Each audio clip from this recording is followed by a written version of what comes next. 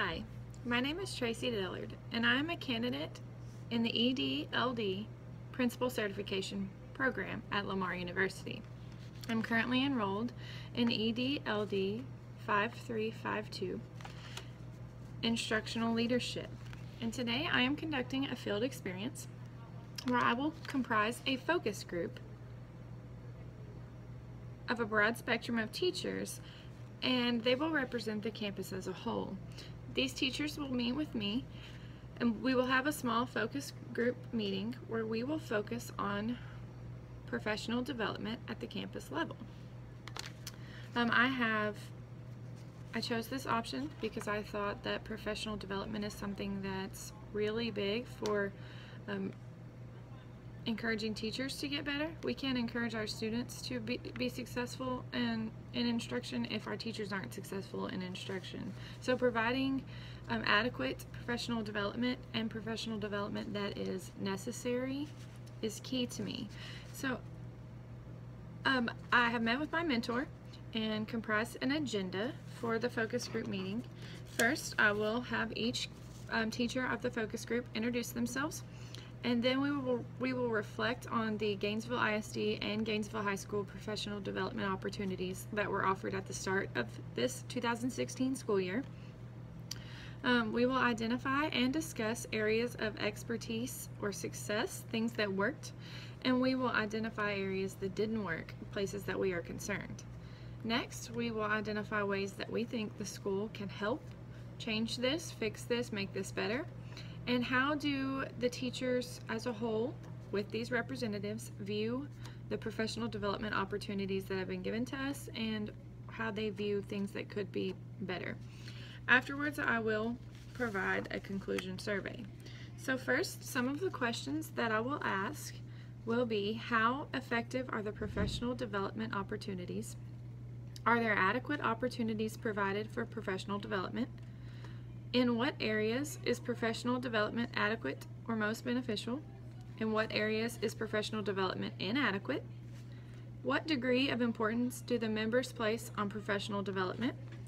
And then I will ask them to elaborate if needed or ask questions in between to kind of guide the discussion. I will use a method of surveying to gauge time management, effective communication, and collaboration skills during the meeting and the topics of the meeting. And so I created a survey that says, overall, I found the meeting helpful and informative, and they will check strongly agree, disagree, strongly disagree. Please share your thoughts on the amount of information or level of detail that was discussed during the meeting. Please share your thoughts regarding the amount of time or level of detail that each member was provided to speak, because on our campus we're real big about allowing every student to have a voice and every teacher to have a voice. And then I added, next time I would like more structured environment or a less structured environment with a place for comments. And please share any additional topics you would like to discuss at the next meeting. So between my agenda and my survey, I think we have a pretty good starting place to discuss and collaborate on a new professional development ideas and plans. And after the conclusion of my meeting, I will be back with a post activity reflection video, so I look forward to that.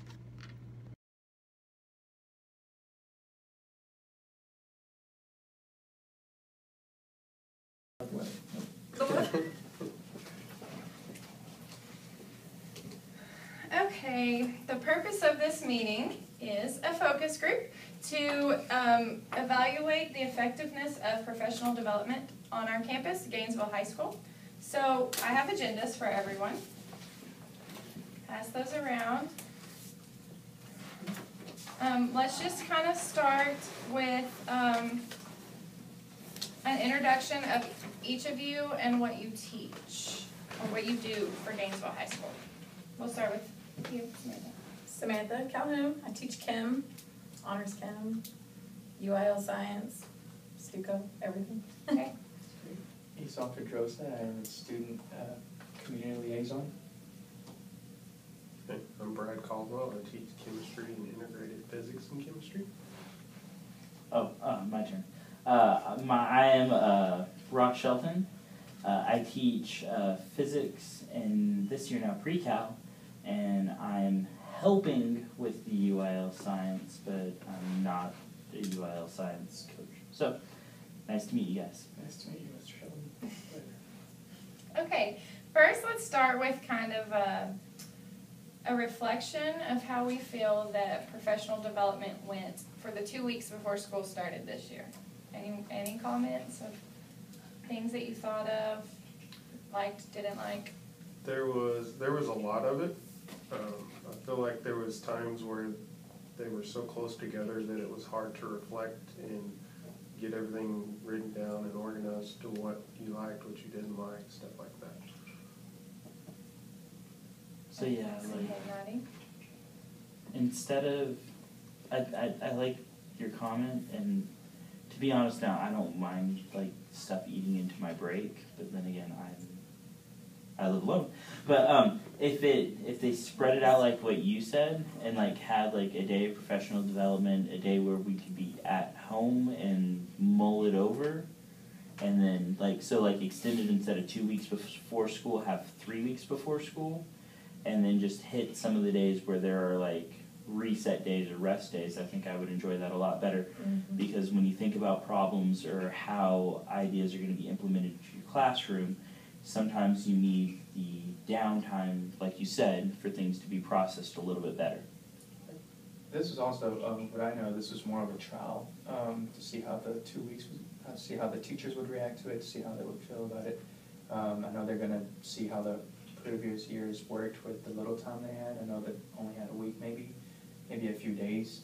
Dr. Brasher said that he just wanted to give it a shot and see what teachers thought, what everyone involved would think about having just a little bit more time and more training to prepare them. But some people like it, some people don't. I think for the following year, I think they're going to take a little bit of what teachers said this year and what they thought about last year and the years prior to that.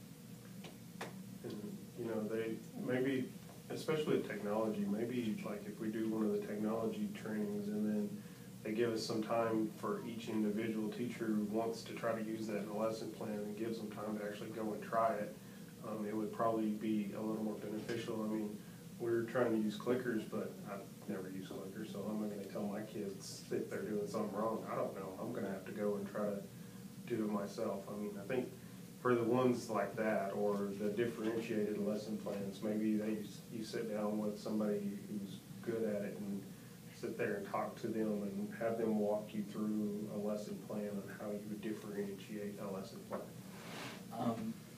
So, I know this is weird to make a suggestion or something.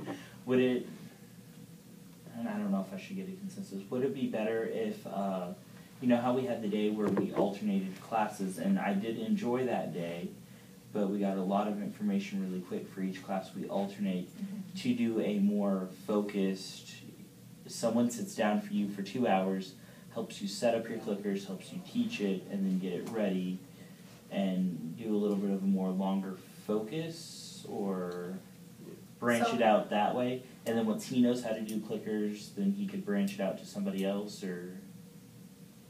So I don't instead of know. having a one-day teacher academy, have a two-day. I feel pretty like, much. like at the Ag Teachers Conference that I go to, it's 4 days of every workshop is an hour and a half. So you only have an opportunity to go to 4 things in one day, between the 8 and 4 time period and then lunch.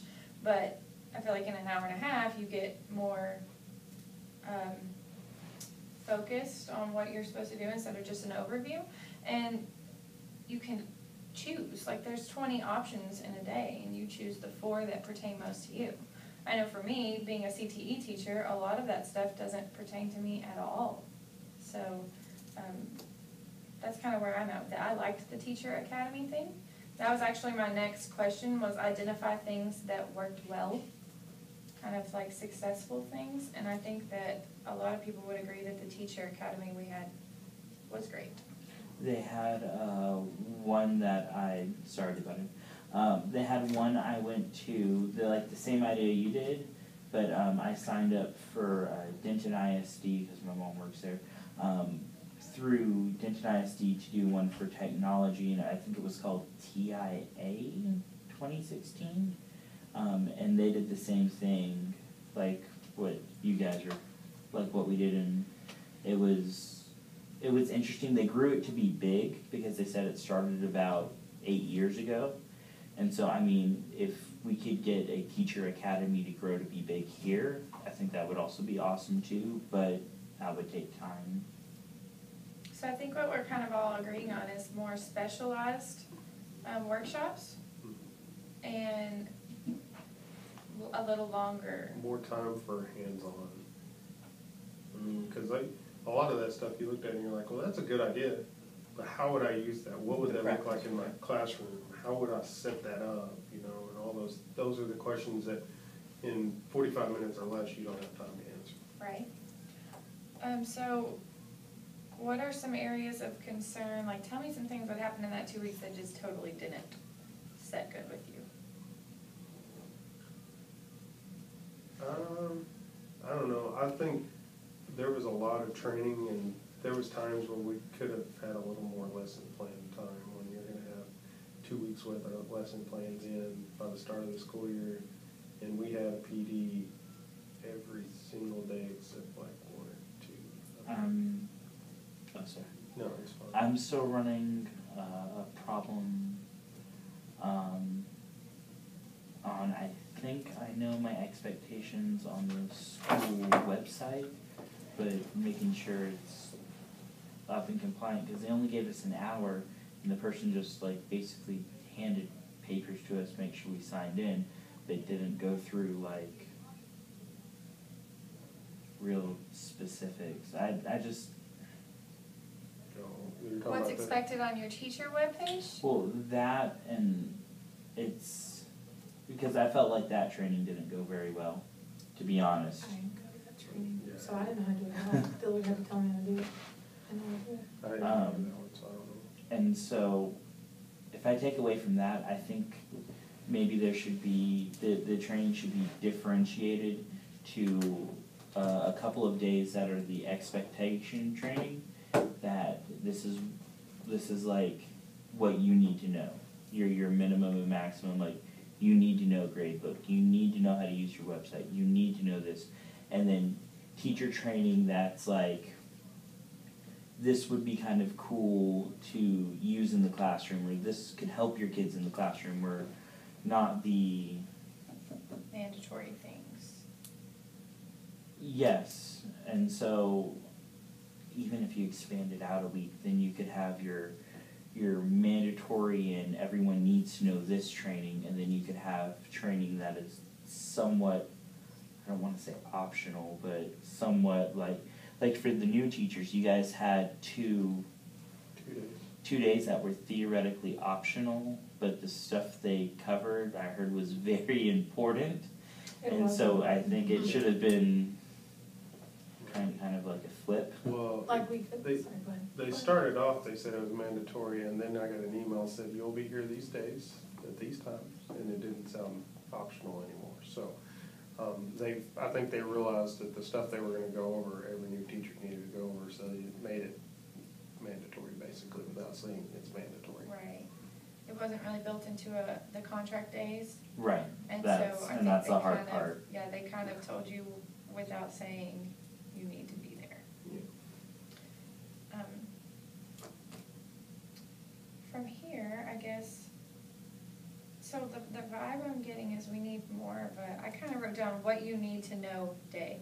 Like things like, I had no idea how teacher duty worked being a new teacher here until, like procedures of the campus, I guess is what I'm saying. Like, I didn't know how certain things worked until we were in another training for Kagan, and we got an email that said, sign up for your duty times now. And that was kind of a crash course, I guess. May I throw out an idea? And what if we had a morning or a partial day, because we're supposed to teach our students the expectations, like how they come in, how they check their work, how they're supposed to, what they're supposed to do. What if we had, because we're supposed to do what we teach, what if we had like a morning or a day in which we ran through a super shortened school day. So everyone get out in the hallway, and then they come around and check everybody, and then everybody, okay, go into the classroom. Just a run through of everything. Yeah, and then a run through in the morning and afternoon, and then, so, Where yeah. we need to be located for certain duties and certain things. Yeah, something like that, or a rotation run through or something, Right. Almost like a walking tour. Right. like you do Especially with the for new freshmen. teachers that- Because we had a tour for new teachers, and it was about 10 minutes long because we had to hurry and get back across town for our training. And I feel like it's beneficial for everyone because look how many people moved throughout the summer, and people still don't know where classrooms are. So I know on Meet the Teacher Night, like we're kind of expected right in the middle crossway to know where everyone's room is and direct people. And some teachers can't tell you where my classroom is, so. I've been on campus for the 4 years I went to school here, and the past 2 years, and then this year, and I still don't know all the room numbers. You just don't. You look at that person's classroom, you don't look at their room number. I don't know who A107 is. If you told me the teacher, I can tell you exactly where it is, third door on the right, but I don't know the room numbers, you know? Right. It would have helped a lot. Well, and another thing, I mean, I'd already dealt with Texas Gradebook, but you hadn't. So, Mhm. I mean, I feel like that's one thing that y'all should have gone through, or they should have gone through, because you're a new teacher, you don't know how to use it, and they come up and say, all right, your grades are due tomorrow. Well, they never told us, like, how to get them ready. So at the end of the 6 weeks, some people still don't know how to ready their grades to be pulled. To post, well, every Yeah. campus is different. I've been in a campus where you had to post your grades for progress reports, and then she would unpost them. Right. And then here, it was just, we'll pull them at 3 o'clock, they better be in, or you'll have blanks. So Right. it's different.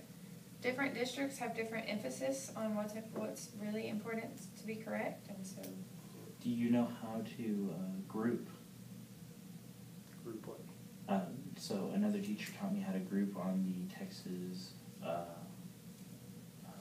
the grade book, so that the classes that I run together as the same class, when I put in one grade, or when I put in one assignment, it automatically goes to all those periods, and you have to group it ahead of time so that they're always like together, and so you can group them. You have to do it before you put the first. Oh, so you don't have to copy them every Nope. time? Yeah.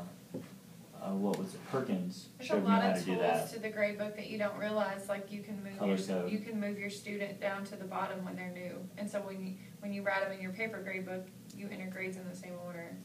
There's a lot of, she figured that out just by playing with it, and I've done it 6 years and had no idea. So, what about, let's talk about some specific workshops, like content specific or strategy specific instead of procedural.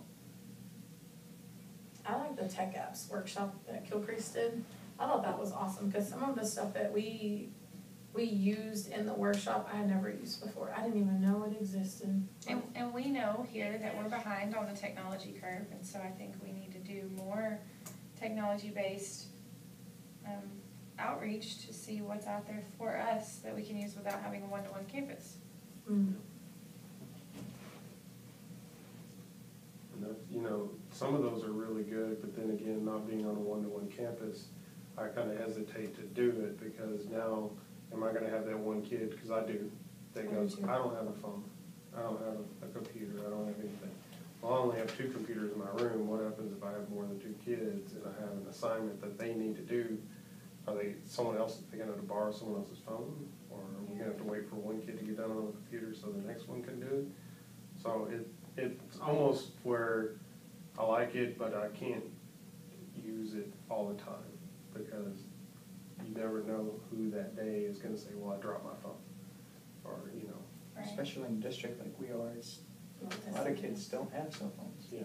50% of our kids don't have internet at home, or a computer, or an iPad like everyone else does, so it's different. Right, and we have to figure out how to go about that, because in one of my classes, we just reviewed the technology model, and I don't know if you've ever seen it, I'll show you real fast. It's 3 circles of importance on a campus, kind of like a Venn, but 3, right? Mm-hmm. And so one of them is obviously content. You have to know how to teach your content. What's the second one? What's a test that you take other than your content test? The PPR, right? So the other one is pedagogy. Technology actually fills that entire 3rd circle. it is so important for teachers to have an understanding of how to utilize technology in their room. Because you can't just prepare kids for knowing about chemistry or pre-cal. They have to know when they leave here how to work technology, or they're not going to survive in the world. So it is a big thing. We have to figure out how to fill that gap. That's one thing, sorry. Go ahead. That's one thing I kind of talk with some of the other peers with our lunch group, is that having the kids, I know we as a focus group can't decide this, but having the kids have because we make the assumption that they all know technology, but having them go through a required class to learn how to look up stuff, or learn how to actually type, or learn how to make sure they know. It would be kind of like a pedagogy class, but learn how to know how to find stuff that they don't know. Just your basics. Right. Mhm.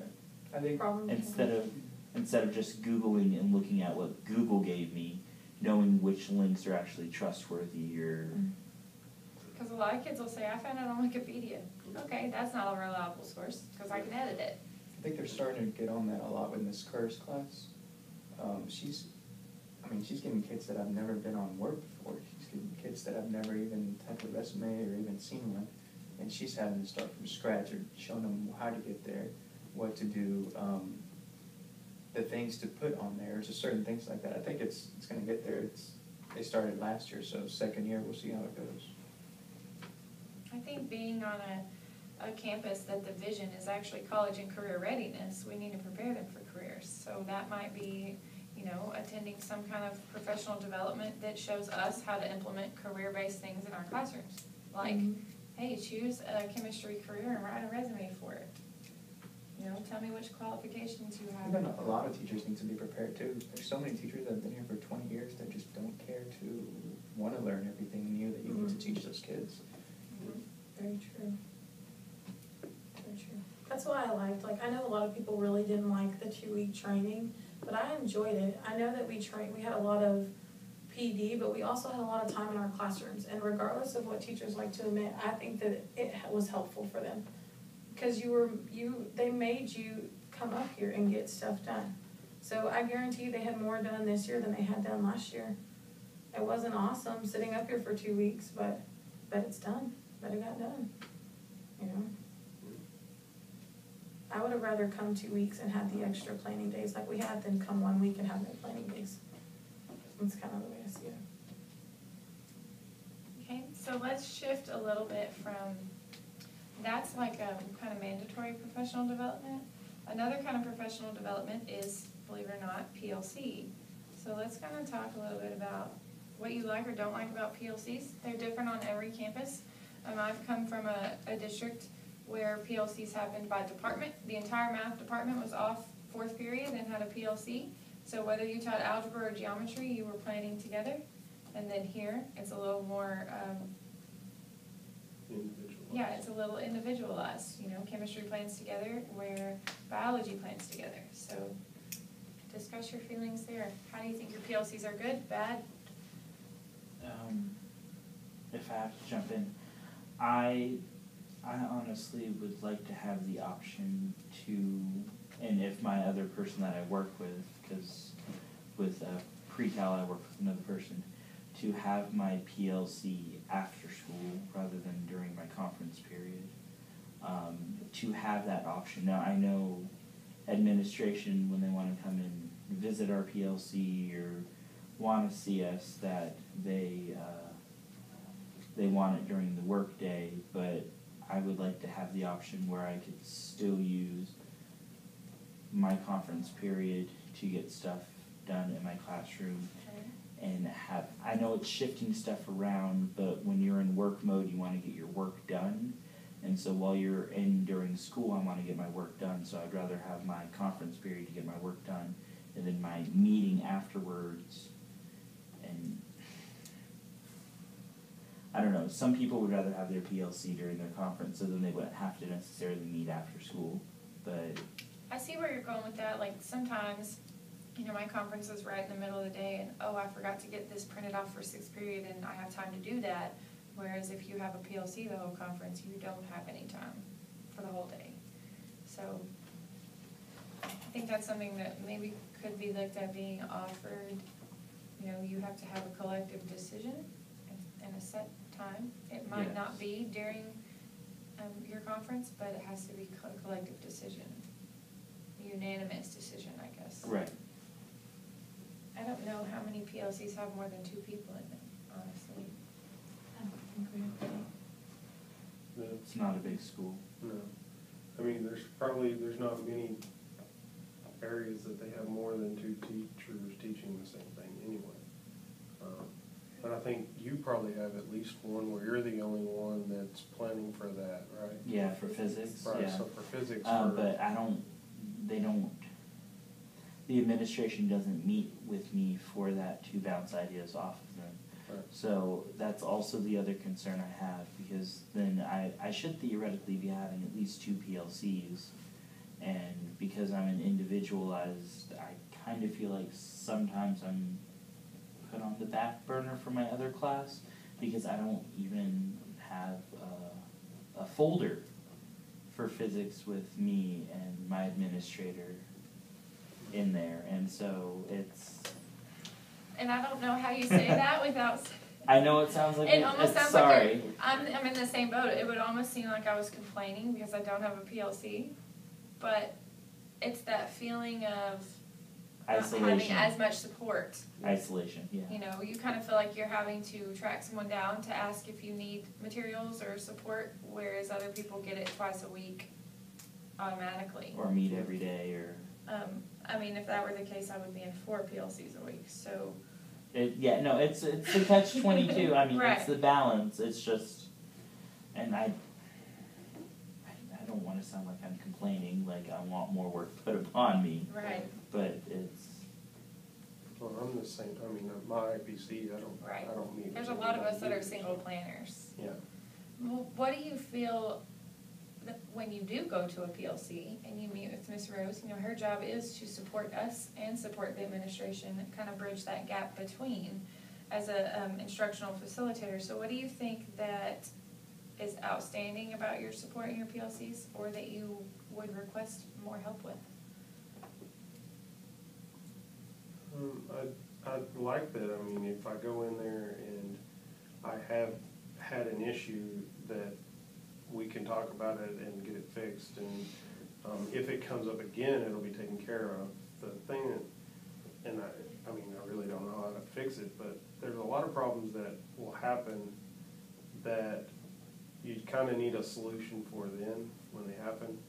And if you're waiting till the next week in a PLC to have that discussion, well, is that gonna be relevant anymore, right? Or am I done with that and it's not gonna matter till the next year? And it never got resolved. And it never got resolved, and now it falls on the back burner, and then you never talk about it, and next year it comes up, you're like, oh, I was gonna ask about that. So, I mean, it's kinda almost, I guess that would have to be like an email, but, or something like that at that time. But I don't know how you could fix that without just having PLCs every day or something like that, which none of us really have time for. Right. And your thoughts are? You are in a PLC together, so I like our PLC. let's I think hash it's it great. out. I mean, I know, I understand what Shelton's talking about, how it would be better to meet after school. I kind of agree. I think that it'd be nice that, you know, it'd be nice on days when Kill Creek is gonna be in there, that we meet during the day, because I understand it's hard for her to meet with us after school. But the days that it's just Caldwell and I meeting, we could meet after school and get stuff done during our conference, you know? Or So so, it'd be you know, nice we'll to both have the be here at option. 7:20 and our PLC will be over by 8. Yeah, and we can get it all done. Like, we had our PLC yesterday, took us, 20 minutes to go through our agenda and talk about things, and we were done. It wouldn't take us long to stay after school and do our PLC and be done. But I understand teachers won't always do it, so it's probably why they schedule them during our conference. Right. But I like it. I like having the security, knowing that she's coming in and checking on me once a week to make sure that I'm doing this and this right. So that you don't get so far off Mhm. off track that you can't get back. Right. You know, you can't get that far off track in a week, surely. She meets with us once every 2 weeks. Miss Rose? Miss Gilcrease. Oh, but Miss Rose is in there every week, right? Mm-hmm. Not always. She wasn't in our last two, maybe two. Just depends. We never know. Or she'll walk in for 5 or 10 minutes and then show us what she wanted to show us in a moment. I believe it depends on your subject too. That's true. We are not tested. Well, and it depends on the campus improvement plan and where we're trying to fill the gap at. And, Mhm. That's true. and let's face it, in this campus, it's not science. In most campuses, it's not gonna be science, it's gonna be math or English, so sometimes both. Both. Yeah, both. Another type of, kind of shifting gears again, another type of professional development that you might not realize is the mentor program. That is actually state mandated that we have to have a mentor program, but how we implement it is on our own. So, 2 of you, plus myself being new to the campus, tell me your thoughts on your mentor, or not if it's negative, I mean, obviously don't bash your mentor, but on the program itself and the support that you have there. I think the mentor program should probably be a little more structured. I think the mentor themselves doesn't really know what they need to go through with you and talk to you about. I feel like it's more like, okay, what do you need? Well, if I'm standing there right then and I've been doing something else and I really don't have a question right then, well, that's not gonna help because I'm thinking about something else. What if I forgot that, oh yeah, I forgot that I couldn't do this. And, so I think it needs to be a little more structured, like they need to, maybe that's the person who goes through grade book with us. Maybe that's the person who does Eduphoria lesson plans with us and says, this is how we do it, these are the ones I've done, and goes through the things that we really need to do. And then goes through your classroom and say, hey, here's what we like to see on our campus. Our APs look for this, so make sure, that your kids act this way, they deal with their phones this way, they don't talk, or, whatever that is for that campus. So a little more structure in what they're supposed to be showing you, and that way you know the things you need to know, and then any of the other questions when they say, what, do you need anything, it's just the things that you came up with, as the issues you ran into at that time. I feel like a mentor program is geared more towards procedural type questions, so that's a good thought. Sam? My mentor's great. I've known my mentor for a long time, so I got lucky. What were your thoughts when you went through the mentor program? Or looking at eventually being one of the mentors? Well, Because I don't see you going anywhere. are you saying something? So, my first year teaching was not at this campus, and I had 3 preps and I had no mentor, and so I had to prep and make everything myself. And I left that campus. And my second year teaching was this campus, and I honestly didn't know that I had a mentor when I first came into the campus, but I knew that I had somebody that was teaching the same subject as me, and so I would do what I do now and go check in with that person every day and get help from that person, and they would prep half the time and I would prep half the time, and so I could understand that I really didn't know I had a mentor, but I could understand that the person that you team teach with could, if best choice optional, if they're not both new, could be a great way to start a mentor program or have someone to rely upon. But if you want me to be honest, I really did not know that was going on. I just knew that this is the person I team taught with, and so this Just is going who I back to being talked more to. structure, I guess, what you were saying, just having an actual plan on both sides.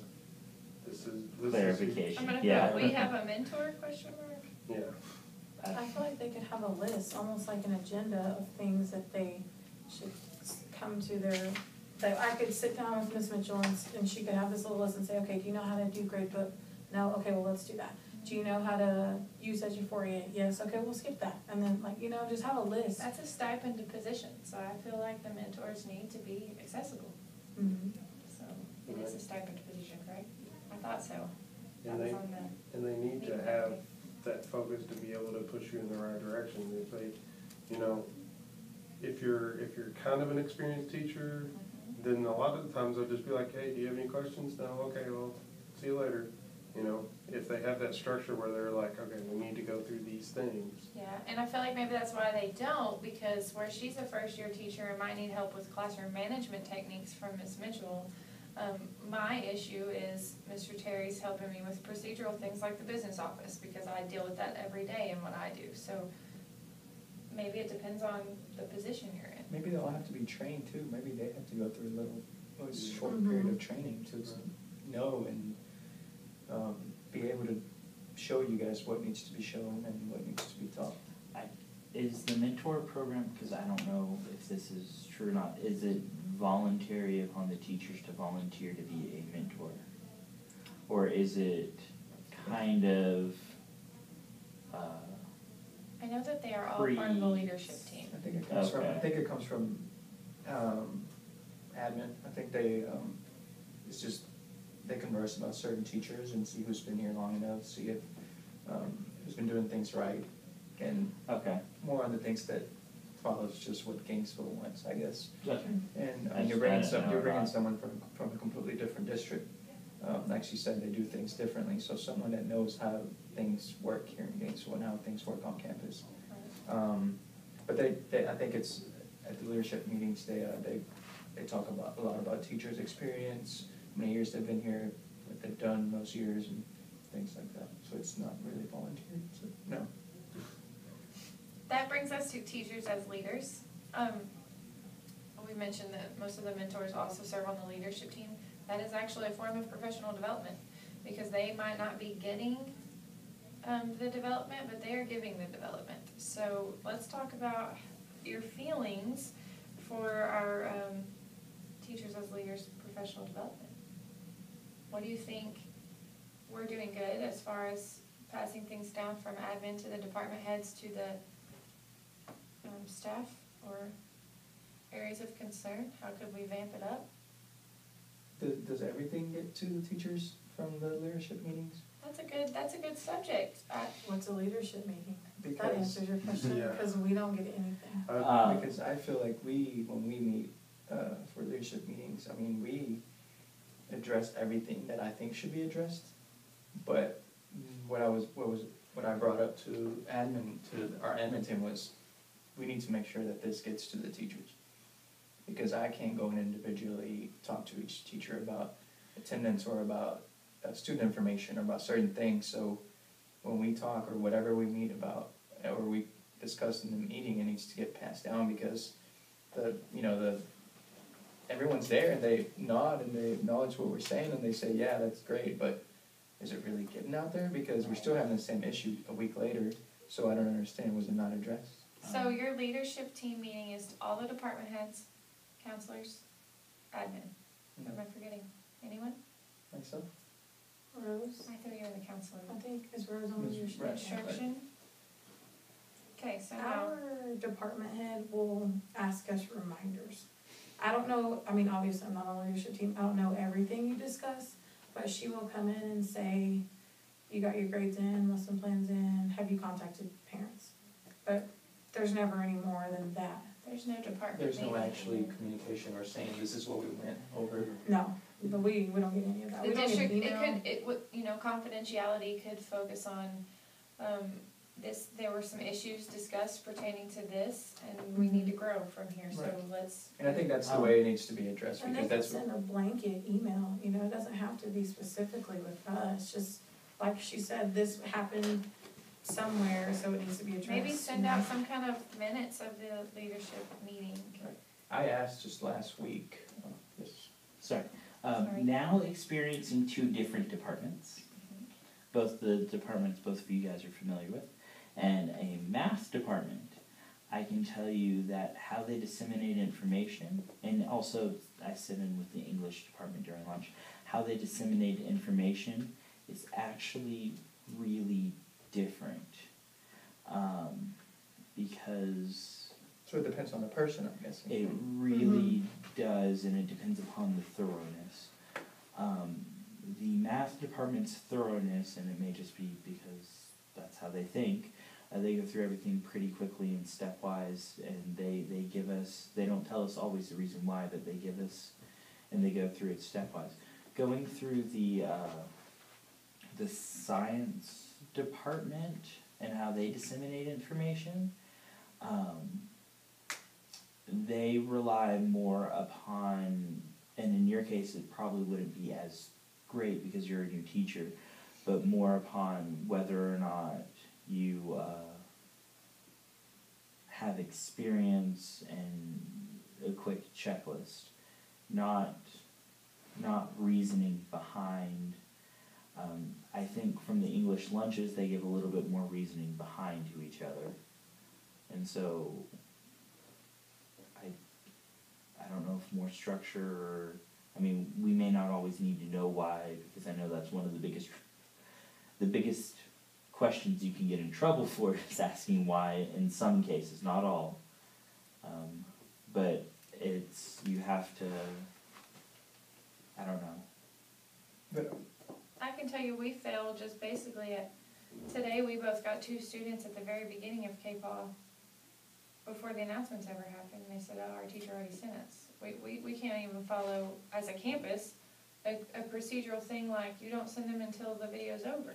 we're having to walk the hallways and check each teacher to make sure that they're watching the video at a certain I time. have kids that say our teacher doesn't show it to us. And kids that are leaving class at 10:38 when they were supposed to be at ZAP at 10:10. I mean, it's Do they go to Zap after the video or before? after After. the bell goes off. That's why we do the video before we send them. The because bell that- goes they off watch it. at 10:08 for you guys to Right. start the video at 10:08. I know Ms. Cooper said that the video is only 2 minutes. I know it's longer than that. I know it's actually like 5 minutes. At times Other it's video's 8 minutes. 11. Right. I So should that have a little does, early. and I told her that does run into that time, but if you start at 10:08, say it's 7 minutes, that's still around 10, 12, 10, 13, A lot they of should be times leaving it's your 10, class. 11, 10, 12 before the link comes through. I will tell you That that. is true, that is That's true. happened a few But I times. usually, when that bell goes off is when I wrap up class and. And I think that's what it's for, to Because give you there's no guys bell like in a, okay, between, right, yeah. so, okay, now I can get started on that. And I think it's because there's always an issue with the link and, That was just an Everything. example, like we're not uniform as a campus and we need to be. what I think it needs to be of, everyone's an adult. They don't check their emails. Let's be adults. I mean, how do we expect these 18-year-old kids to behave like adults, but we can't? But we're hurting our kids when we struggle, honestly. Agreed. So I think our leadership team does a good job. We need to pass it down as a concern that we can talk about next time. I just have a survey for you of how you think our focus meetings go. And it's kind of some circling and some commenting. And then you are free to go. Oh, I have pens if you didn't bring a pen. Adults, I bring pencils. I can erase your comments with your pencil. Water gun.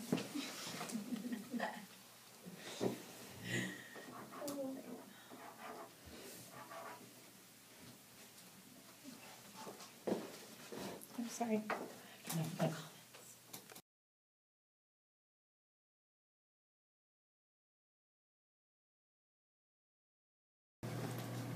For my field observation activity, I held a focus group meeting with 3 teachers and a member of the counseling team. The idea of the focus group was to discuss the effectiveness of professional development to teachers on our campus at Gainesville High School. During the meeting, the agenda was followed to an extent. As members of the focus group started to get off task, I would try to ask another question that would bring them back toward the agenda, or asking a leading question into the next topic. When I analyze the feelings of the staff members on professional development opportunities, I am finding that most are left feeling unprepared when it comes to campus and district policies and procedures. They all feel that they have been given adequate opportunities for content growth and pedagogical growth, but they would like to see more training regarding technology in the classroom. Our district struggles with being technologically savvy, and we are nowhere near a one-to-one technology device school district. It is difficult for GHS teachers to attend technology trainings because sometimes the ideas will not be practical on our campus. Throughout the meeting, I got the vibe that teachers would like to see less trainings with more time in each, rather than more trainings at 1 hour each. They feel that this would increase the in-depth understanding of the concept being discussed in the professional development setting, and they would have adequate time to reflect on what they learned and how it could be used in their classroom.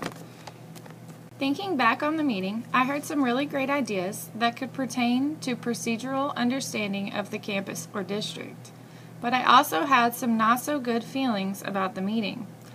Oftentimes, people speak out about their discontentment on a subject, but they rarely offer up an idea to fix the problem. This meeting was geared towards discussing all professional development opportunities offered at our school, including intentional professional development, the mentoring program, effective professional learning communities, and teachers leading teachers. It seemed as though when I moved on from intentional professional development into the other 3 categories, some teachers might have been caught off guard by the idea that these topics qualified as professional development opportunities. They tended to be kind of harsh on the mentoring program, saying that it needs more structure, and they were kind of harsh on the leadership team of teachers that lead other teachers. Our leadership team is made up of a department head from every department and counselors and administrators, and the department heads are supposed to pass information down to help teachers develop their skill and kind of hone their craft. And from my understanding, that isn't being done in each department. If I were to lead another meeting, I think I might have to be more intentional about regaining control of the meeting. There's a fine line between everyone having a voice and everyone taking control of the situation. I believe that as a peer, they did not collectively see me as the meeting facilitator, and sometimes I would have to talk over someone to move on to the next topic or to get back on focus. This experience will definitely transform my practice as a school administrator because I know areas where I did or did not prepare enough. I think that next time I would need to bring in even more of a variety of teachers and staff than I did this time. I feel that including a librarian, or English language arts teacher would add more insight to the thoughts of teachers leading teachers and PLC opportunities. Overall, I feel that the meeting went well, and I have some recommendations to pass on to our leadership team. It worked well that an attendee of the meeting is also a member of the leadership team and heard our discussions. I will recommend that when planning intentional leadership, we search for more technology-based trainings that can be utilized effectively in our classrooms via a few classroom desktop computers and student devices such as cell phones. I will also provide the idea that when planning our teacher academy, we lengthen the time of the workshops and give teachers an option of things that are beneficial to their content to help them better master their craft. As I reflect over the feedback from the meeting's attendees that is provided from the survey I gave, I find that they really enjoyed the voice that they were given in this meeting and that most of the time they don't feel like they have much of a voice. Oftentimes, some teachers feel that they are overlooked, and these teachers seemed open to passing their ideas and feedback on to the leadership team for evaluation and adjustment. I really enjoyed this opportunity, and I look forward to learning more about providing adequate and effective professional development. I'm glad that I did this option of the leading video, and I'm excited for the next thing.